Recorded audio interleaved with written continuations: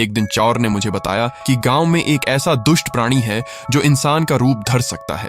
उसने कहा कि अगर उसे सुअर की चर्बी खिलाई जाए तो वह अपनी असली शक्ल में आ जाता है। मुझे शक पहले से ही था, इसलिए मैंने मौका देखकर चुपके से एक टुकड़ा सुअर की चर्बी अपनी परनानी के कटोरे में डाल दिया। जैसे ही उन्होंने कटोरे में देखा, वो बोली, तू ये कहां से लाया? लेकिन तभी मैंने कुछ अजीब देखा। उनके चेहरे के सारे अंग धीरे धीरे सिकुड़कर बीच में आने लगे और उनके मुंह से अजीब सी आवाज निकलने लगी। अचानक छत से एक बड़ा काला भूरा चूहा कूद कर नीचे आया, कटोरा गिरा दिया और चर्बी लेकर भाग गया। सब लोग बस चौंक गए। तभी नीचे से रोने की आवाज आई। मैंने देखा तियान तियान जमीन पर बैठी थी।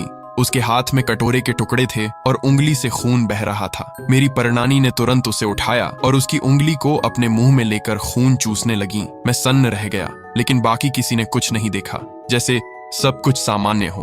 तभी मुझे एक बात याद आई। मैंने तियान तियान से धीरे से पूछा, तुम्हारी उम्र क्या है? उसने कहा, 3 साल। मैंने गिनती की और समझ गया वो चूहे वाले साल में पैदा हुई थी। मेरा दिल जोर जोर से धड़कने लगा, क्योंकि अगर उस दुष्ट प्राणी ने ऐसे बच्चे का खून पी लिया तो उसकी ताकत कई गुना बढ़ जाती है और फिर उसे पकड़ना नामुमकिन हो जाता है। मैंने डरते हुए परनानी की तरफ देखा। वो मुझे घूर कर मुस्कुरा रही थी, जैसे सब कुछ जानती हूँ। उस रात मैं सो नहीं पाया, बार बार करवट बदलता रहा। मन में डर और शक दोनों थे। तभी अचानक चाचा के कमरे से तियान तियान की चीख सुनाई दी। मैं दौड़कर अंदर गया और जो देखा उससे मेरे पैरों तले जमीन खिसक गई। आगे क्या हुआ, वही सब सच सामने लाने वाला था।